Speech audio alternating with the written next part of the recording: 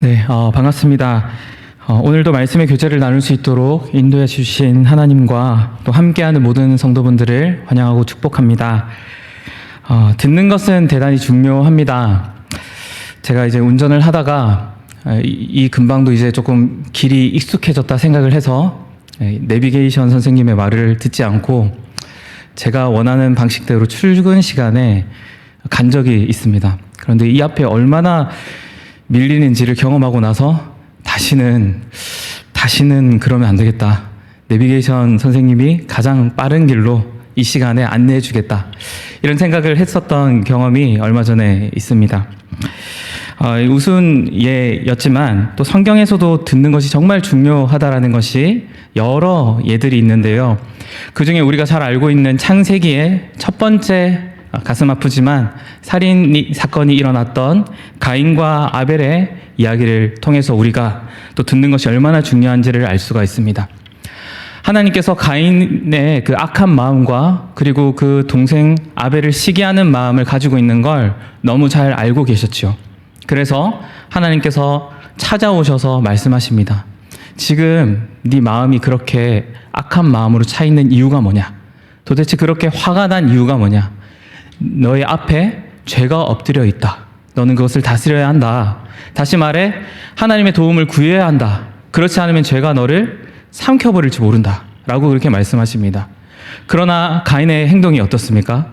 아주 일관되게 하나님께서 전혀 말씀하지 않으신 것처럼 귀를 닫고 있습니다. 결국 어떤 일이 벌어집니까? 모든 사람들이 알 만큼 인류 최초의 가슴 아픈 형제 살인 사건이 일어나게 됩니다. 이 외에도 여러 성경의 예와 실제 우리 일상의 예들을 경험해 볼 때에 듣는 것이 얼마나 중요한지는 말할 수 없을 만큼 잘 알리라 생각됩니다. 듣는 것, 다시 말해 청종이라는 제목으로 약 한 2달 정도 전에 사무엘상 3장 말씀을 가지고 함께 나누었습니다. 그때 하나님의 말씀이 희귀했던 시대가 바로 이 사무엘상 기록 배경인데요. 이때 사무엘을 부르시고 또 사무엘을 통해 하나님의 역사를 이루어 나가시는 것을 사무엘상 3장 말씀을 통해 또 이어지는 말씀을 통해서 볼 수가 있습니다.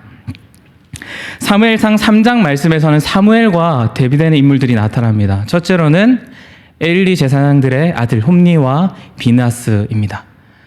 이 홈니와 비느하스 그리고 사무엘과의 대조되는 부분이 무엇입니까? 하나님의 말씀이 희귀했던 이 시대에 하나님의 마음이 어떨까? 하나님의 말씀은 지금 이 시대에 무엇을 말씀하실까? 관심을 가졌던 차이가 있습니다. 홈니와 비느하스는 하나님의 말씀을 아주 등한시했을 뿐만 아니라 부모님의 말씀도 등한시하였죠. 홈니와 비느하스뿐만 아니라 엘리 제사장, 그 당시 대제사장이었던 엘리 역시 하나님께서 찾아와 이렇게 계속되면 너희 자녀들이 이렇게 계속되면 심판이 있을 것이다. 그리고 또 어떤 선지자를 보내서 심판이 있을 것을 말씀하시고 심지어 어렸던 사무엘을 통해서 하나님의 심판의 경고를 말씀하시지만 귀담아 듣지 않습니다. 그 결과 어떻게 됩니까? 오늘 읽었던 말씀에서도 잘 나타나듯이 하나님의 심판이 나타나게 됩니다. 오늘 말씀은 청정하지 않은 결과가 어떻게 되었는지 오늘 사무엘상 4장에서부터 7장 초반까지의 말씀을 가지고 함께 나누고자 합니다. 먼저 한 가지 말씀에 들어가기 앞서서 살펴볼 것은 사무엘상 4장 1절 말씀에 대해서입니다. 제가 읽겠습니다. 사무엘의 말이 온 이스라엘에 전파되니라. 이스라엘은 나가서 블레셋 사람들과 싸우려고 에벤에셀 곁에 진치고 블레셋 사람들은 아벡에 진쳤더니 라고 말씀합니다. 여기서 보면 사무엘의 말이 온 이스라엘에 전파되니라 까지의 이 말씀과 이스라엘으로부터 시작돼서 아벡에 진쳤더니 라는 이 말씀이 뭔가 어색함이 느껴지기도 합니다. 그래서 이 1절 전반부는 3장 말씀과 연결이 된다. 그리고 1장 하반부 말씀은 이제부터 시작될 4장부터 7장 초반까지의 말씀과 이어진다 라고 그렇게 말하기도 합니다. 이렇게 되었을 때는 이 1장 말씀, 사무엘의 말이 온 이스라엘에 전파되니라, 이 말씀이 이어지는 2절, 3절, 4장, 5장, 6장에 연결이 되지 않는다라는 그런 해석상의 어려움이 있습니다. 히브리어 성경에서는 1절 전체가 4장부터 연결되는 것으로 보는데요. 이 해석에서는 사무엘이 사람들을 선동해서 이스라엘이 나가게 되고 블레셋 사람들과 싸우려고 진을 친 것이 아니라 사무엘이 여전히 하나님의 선지자로 인정을 받았지만 그 당시 엘리가 이스라엘 전체를 지도하던 대제사장이었기 때문에 이스라엘 사람들이 하나님께서 세우신 선지자인 사무엘의 말을 듣지 않고 전쟁에 나갔다라고 그렇게 해석할 수가 있습니다. 어떻게 해석이 되든 중요한 것은 하나님의 말씀에 청종하지 않고 그저 형식적인 신앙인에 불과했던 이스라엘 사람들과 엘리 가문의 사람들에게 이미 앞서 하나님께서 말씀하신 대로 심판이 이루어졌다라는 것을 오늘 말씀을 통해서 또 이어지는 5장, 6장 말씀을 통해서 볼 수가 있습니다. 그리고 하나님의 도우심을 진정으로 구했던 사무엘과 이스라엘 사람들의 기도를 통해 하나님께서 구원하심을 말씀을 통해서 발견할 수가 있습니다. 사무엘 4장의 내용은 하나님께서 사무엘을 부르시고 그에게 엘리 가문의 심판을 말씀하신 것에 성취가 기록되어 있으며 블레셋이 영토 확장을 위해 아벡이라는 곳으로 이렇게 나와 진을 치게 됩니다. 이때 이스라엘 사람들은 바로 옆에 있었던 에벤에셀이라는 그 곳에 진을 치고 전투를 벌이게 되는데요. 그 결과 이스라엘은 블레셋에 패배를 하게 됩니다. 이 패전 소식을 전해 들었던 그 당시 이스라엘의 장로들은 하나님께서 우리와 함께 하시지 않기 때문에 패배했다. 그렇게 결론을 내립니다. 여기까지는 참 좋습니다. 그런데 이후에 생각해낸 방법이 참으로 안타깝습니다. 우리가 잘 알고 있듯이 그 당시 실로에 있었던 하나님의 언약궤를 가져오도록 사람들에게 시키는 방법을 택하게 됩니다. 실로에 사람을 보내어 언약궤를 가져오게 하자 당연히 그 당시 이 언약궤를 지키고 있었던 제사장인 홈니와 비느하스도 같이 따라오게 됩니다. 언약궤와 제사장들이 도착하자 이스라엘의 기세가 어떻습니까? 아주 기세등등했던 모양입니다.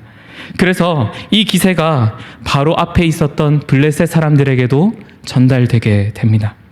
언약궤가 전장에 도착했다는 이 소식을 들은 블레셋 사람들의 반응은 대단히 큰 두려움에 휩싸이게 됩니다. 왜냐하면 하나님께서 어떤 분이신지, 어떤 신이신지를 분명히 알고 있었기 때문입니다. 이집트로부터, 애굽으로부터 이스라엘 백성들을 인도해 내시고 놀라운 재앙들을 보여주시고 그리고 광야라는 그 곳에서 안전하게 보호해 주셨다가 가나안 땅으로 와 정복 전쟁을 하도록 만드신 분, 바로 그분이 하나님이시다라는 것을 이 블레셋 사람들이 너무나 잘 알고 있었습니다. 하지만 죽기 살기였는지 모르지만 두려움에 휩싸인 이 블레셋 사람들에게 블레셋 장수들이 용기를 가집시다. 이럴 때일수록 우린 더 힘을 내서 어떻게든 한번 싸워봅시다. 그렇게 독려합니다. 그 뒤에 이 전쟁의 결과가 어떻게 됩니까? 너무나 큰 대패를 이스라엘이 하게 됩니다. 첫 전투 때 4,000명이 죽임을 당했다면 이번 전투로는 그의 7.5배나 많은 3만 명이 죽임을 당하게 됩니다. 뿐만 아니라 제사장인 홈니와 비느하스 역시 이 전투로 사망을 하게 되었고요. 하나님의 언약궤는 블레셋 사람들, 이방 사람들의 손에 빼앗기게 됩니다. 이 모든 것이 우연이 아니라 하나님께서 말씀하신 대로 성취된 것입니다. 오늘 본문 말씀을 통해서 청정하지 않은 결과가 무엇인지를 크게 두 가지를 통해 살펴보고자 합니다. 첫 번째로 청정하지 않은 결과가 무엇입니까? 왜곡된 신앙관을 만든다라는 것입니다. 오늘 본문 1절 하반부에서 이스라엘 사람들은 블레셋 군대에 대항하기 위해서 군대를 조직해 에벤에셀에 진을 치는 모습이 나타납니다.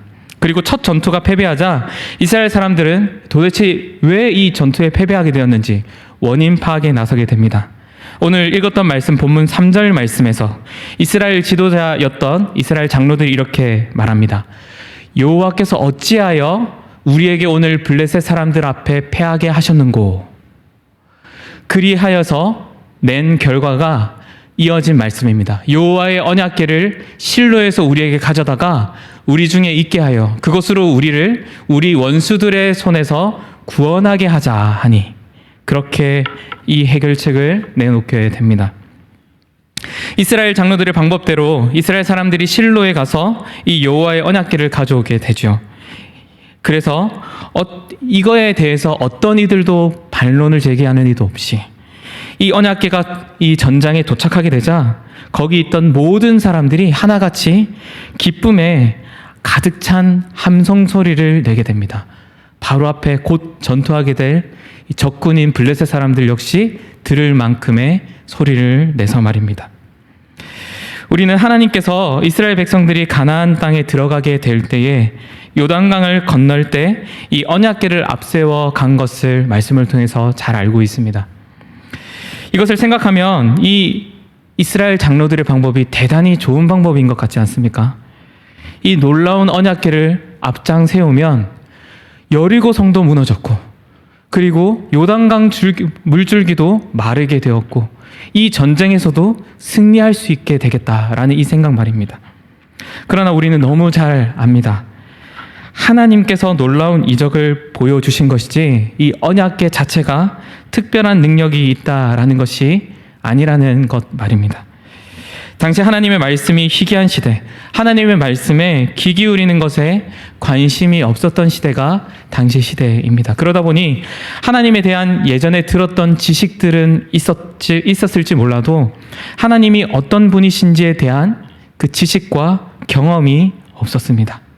그러다 보니 내 환경 그리고 내 상황을 극복시켜줄 그 방법을 끊임없이 찾아 헤맵니다. 도대체 어떤 것을 도입해야만 내 상황과 내 이 환경을 극복할 수 있을지 말입니다.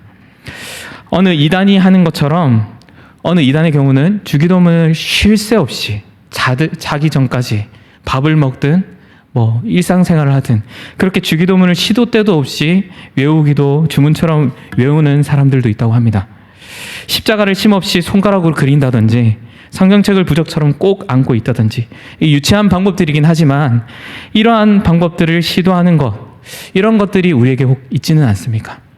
성경책을 들고 시험을 치게 된다면 좋은 점수를 얻지는 않을까? 내가 어려운 상황이 있다면 차 안에 성경책을 두게 된다면 안전 운전을 할 수 있지 않을까? 사고가 나지 않을까? 하고 말입니다.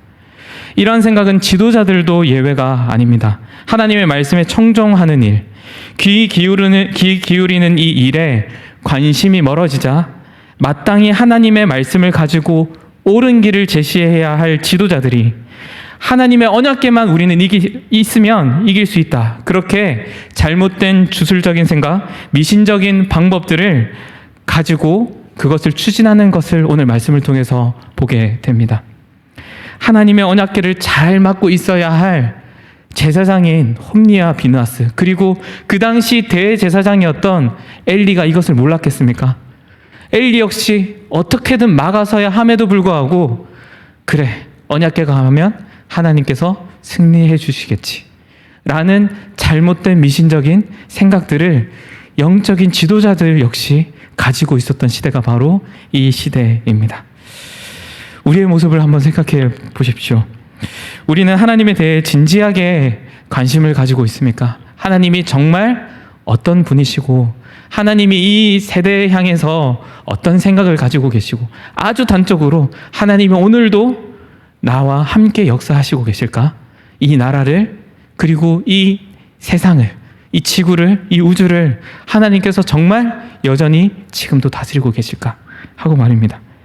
우리를 향한, 또 교회를 향한, 이 시대를 향한 하나님의 뜻과 계획에 우리는 관심이 있습니까?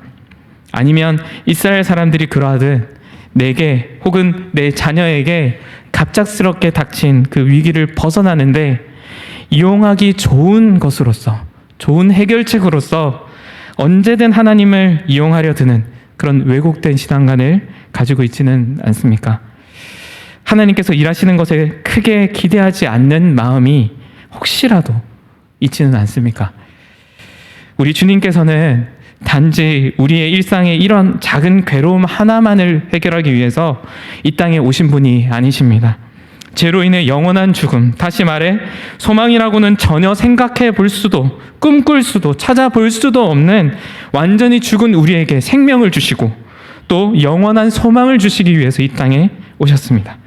참으로 부담되는 말씀이지만 먼저는 제 자신에게 그리고 나아가 여기 계신 모든 분들에게 진심으로 고백합니다.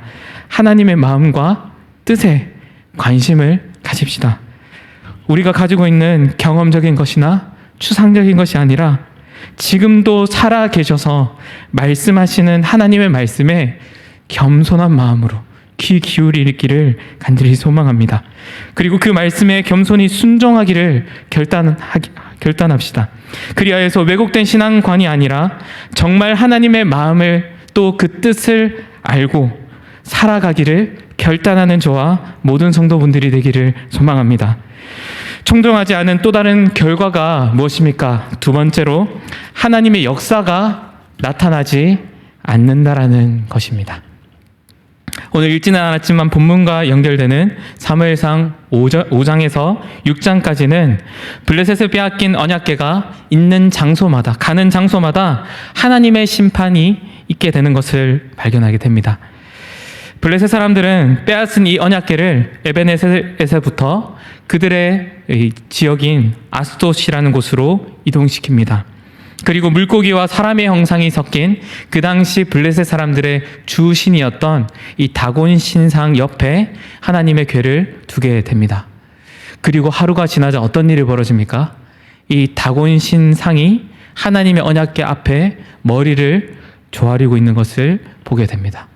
다시 하루가 지나게 되자 어떻게 됩니까? 사람 형상을 하고 있는 머리와 손목은 문지방에 잘려져 있고 그리고 물고기 형상을 하고 있는 이 몸뚱아리는 하나님의 궤 앞에 엎드려져 있는 것을 발견하게 됩니다. 이것을 보았던 블레셋 사람들이 덜컥 겁이 났던 모양입니다. 그 이후에 이것으로 끝이 납니까? 하나님께서 악한 이 독종이라는 병을 주셔서 이 블레셋 사람들이 망하도록 하게 됩니다. 하나님의 말씀에 아스돗과 그 지역 사람들이 망하게 되었다라고 말씀합니다. 이것을 두려워하여서 이제 가드라는 지역과 또 에그론이라는 지역에 이동하게 되는데요. 하나님의 궤가 가는 곳마다 동일하게 이 하나님께서 허락하시는 재앙이 일어나게 됩니다. 이 말씀을 보면 어떤 생각이 듭니까? 참 마음이 아프지 않습니까? 하나님께서 역사하시지 않는 것처럼 아주 조용하신 것처럼 하나님의 궤가 전장에 갔을 때 그토록 조용하신 것만 같은 하나님께서 분명히 살아계신다라는 그 역사하심이 이스라엘 땅이 아니라 가슴 아프게도 이방 땅인 블레셋 땅에 물론 사람들이 좋아할 방법은 아니겠지만 재앙이라는 방법으로 하나님께서 지금도 여전히 역사하시고 어떤 거짓 신들보다 비교할 수 없을 만큼 참신이시다라는 것을 나타내 보이시는 것을 바로 이 이방 땅에서 발견하게 됩니다. 입술로 고백하듯 하나님께서는 능치 못하실 일 없으신 분입니다. 이 하나님의 역사가 이스라엘이 아니라 오히려 블레셋에서 나타납니다. 여호와의 언약궤가 블레셋 지역에 있은 지 7달이 되자 안 되겠다 싶은 블레셋 사람들의 그들의 지도자들이 그들의 제사장들과 점쟁이들을 불러놓고 이렇게 묻습니다. 사무엘상 6장 6절 말씀에 놀라운 말을 그들의 입에 담아 고백하도록 합니다. 내용이 조금 더 와닿도록 세 번역으로 제가 읽겠습니다. 왜 여러분은 이집트 백성과 이집트 왕 바로처럼 고집을 부리려고 합니까? 이집트 사람이 이스라엘 사람을 가게 한 것은 주님께서 그들에게 온갖 재앙을 내리신 뒤가 아니었습니까? 이것이 이스라엘 사람의 고백이 아니라 거짓 신을 섬기고 있는 주술사들이 하는 고백입니다. 물론 이들에게 믿음은 없겠죠. 하지만 이방 나라 그것도 거짓 신들을 숭배하는 이들이 하나님의 위대하심을 고백할 때 이스라엘 사람들 어느 누구가 하나님의 살아계심을 고백하는 이가 없습니다. 여호와에게는 결국 다윗이 다시 가져오기 전까지 20년간 기럇 여아림이라는 곳으로 가게 되고요. 오늘 읽지 않은 말씀이지만 사무엘상 7장 2절 하반부의 말씀에 이렇게 말씀합니다. 그제서야 이스라엘 온 족속이 여호와를 사모하니라. 하나님의 궤가 이 기럇 여아림에 도착했을 때 그때로부터 이스라엘 온 족속이 여호와를 사모하기 시작했다. 그렇게 말씀합니다. 그리고 사무엘이 이스라엘 백성들을 불러 모아 하나님의 심정을 전합니다. 여러분, 이제는 더 이상 거짓 신들을 내어 버립시다. 이제는 그것을 버리고 전심으로 하나님만 섬깁시다. 하나님께만 향합시다. 하나님의 말씀만 듣기를 결단합시다. 그러면 하나님께서 우리를 저 지긋지긋한 블레셋 사람들의 손에서 건지실 것입니다. 그렇게 사무엘이 고백합니다. 그리고 미스바에 모여서 기도하는 가운데 어떤 일이 벌어집니까? 블레셋 사람들이 쳐들어온다는 소식이 들립니다. 오늘 읽었던 본문에서와 같이 블레셋에게 언약궤를 빼앗겼을 때와 같은 그런 경험을 떠올리게 합니다. 이번에 이스라엘 사람들의 선택이 무엇입니까? 하나님을 전심으로 섬기고 하나님의 말씀에 청종하겠다, 그렇게 고백했던 이스라엘 백성들은 여전히 두려운 마음이 있지만 그럼에도 불구하고 사무엘에게 이렇게 고백합니다. 사무엘상 7장 8절 말씀입니다. 이스라엘 자손이 사무엘에게 이르되 당신은 우리를 위하여 우리 하나님 여호와께 쉬지 말고 부르짖어 우리를 블레셋 사람들의 손에서 구원하시게 하소서 하니. 이어진 9절 말씀에서는 이렇게 말씀합니다. 사무엘이 젖먹는 어린 양 하나를 가져다가 온전한 번제를 여호와께 드리고 이스라엘을 위하여 여호와께 부르짖음에 여호와께서 응답하셨더라. 하나님을 전적으로 의지하겠다, 형식적인 신앙이 아니라 진심으로 하나님을 알기를 원하고 하나님 말씀 듣기를 원하고 하나님의 뜻이 무엇인지를 알기 원하는 마음으로 하나님께 부르짖었을 때 어떤 결과가 나타납니까? 비로소 여호와께서 응답하셨더라 라고 말씀합니다. 사무엘상 1장 말씀에 한나가 간절한 마음으로 하나님의 음성 듣기를 원하며 하나님 앞에 전심으로 나아가 기도했을 때 하나님께서 그 기도를 기억하셨다라는 그 표현이 나타납니다. 그 이후로 사무엘상 7장에 이르기까지 수많은 시간 동안 여호와께서 응답하셨더라라는 말씀이 어디도 나타나지 않습니다. 하나님께 전심으로 마음을 향하고 하나님 말씀이 너무 희귀한 이 시대인데 이제는 다른 것 다 집어치우고 거짓된 신앙 치워버리고 하나님께 마음 향하기 원합니다. 하나님 어떤 말씀을 하시길 원하십니까? 하나님의 마음과 뜻이 무엇입니까? 두렵고 떨리고 여전히 어려운 상황들이 또다시 닥치게 되었지만 이제는 하나님의 음성을 듣길 원합니다. 하나님께 간절히 부르짖길 원합니다. 그렇게 고백하였을 때 어떤 일이 벌어집니까? 비로소 여호와께서 응답하셨더라. 참 이 설레는 말씀이지 않습니까? 하나님께서 그 이후에 큰 우레를 통해서 블레셋 사람들을 혼란스럽게 하시고 나아가 사무엘이 사는 날 동안 블레셋은 쳐들어오지 못하게 됩니다. 하나님의 말씀에 귀 기울이게 되었을 때, 하나님께 마음을 전심으로 향하게 되었을 때 하나님의 역사가 일어난 것을 보게 됩니다. 지금도 참 뉴스만 보더라도 얼마나 많이 혼란스럽습니까? 생각의 차이가 참 많은 시대이고 개인 이기주의뿐만 아니라 또 서로가 다름으로 인하여서 서로를 상처를 주고 때로는 과격한 행동들을 하는 것을 우리가 이 뉴스나 여러 언론들을 통해서 보게 됩니다. 참으로 혼란스러운 이 땅, 이 시대 가운데 여전히 하나님께서 역사하시는 줄 믿습니까? 하나님께서 여전히 역사하시고 하나님께서 놀라운 일로 행하시는 것을 진심으로 기대하고 소망하기를 소망합니다. 형식적인 신앙의 모습이 혹시라도 있었다면 십자가를 긋고 하나님을 어떻게든 내 환경과 상황을 극복해내는 데에 사용하는 좋은 도구로서, 좋은 해결책으로서 생각하는 부분이 있었다면 그것을 내려놓고 하나님 앞에 순수한 마음으로 하나님 뜻이 무엇인지 듣기 원합니다. 하나님의 마음이 무엇인지 듣기 원합니다.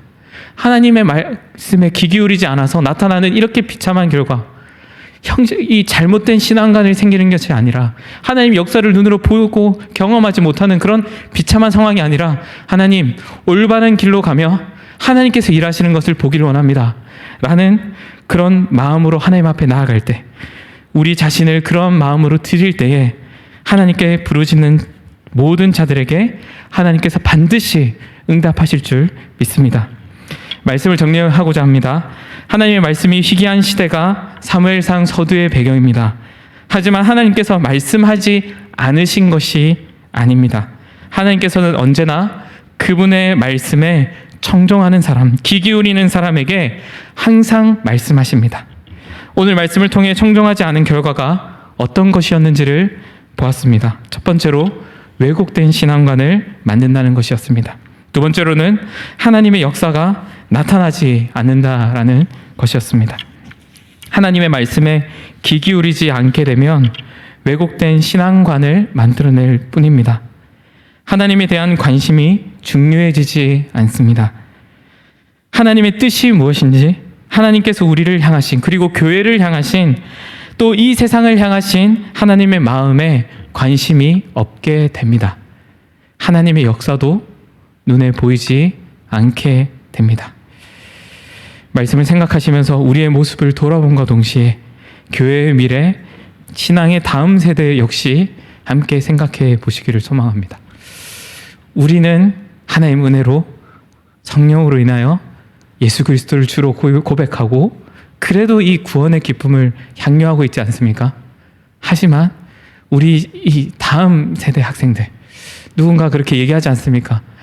3% 미만이 되어서 미존도 종족에 치부되어 있는 이 다음 세대 학생들이 하나님의 말씀에 귀 기울이고자 하고 하나님께 전심으로 마음 향하는 자들이 되게 해주십시오.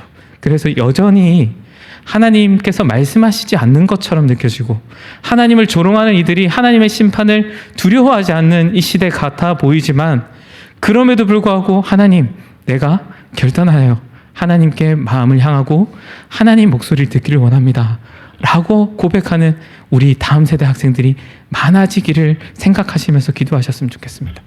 그래서 이 학생들을 통하여서, 다음 세대를 통하여서 우리에게 역사하신 그 하나님께서 더 크게 역사하시고 더 크게 변화시키시고, 우리 교회뿐만 아니라 우리 나라와 세계 전체, 기독교 국가라고 말하는 그 많은 국가들이 지금 많이 침몰되어 있는 가운데 하나님의 사람들이 세워져서 하나님의 역사하심을 우리 눈으로 보게 되는 것, 생각만 하더라도 설레지 않습니까?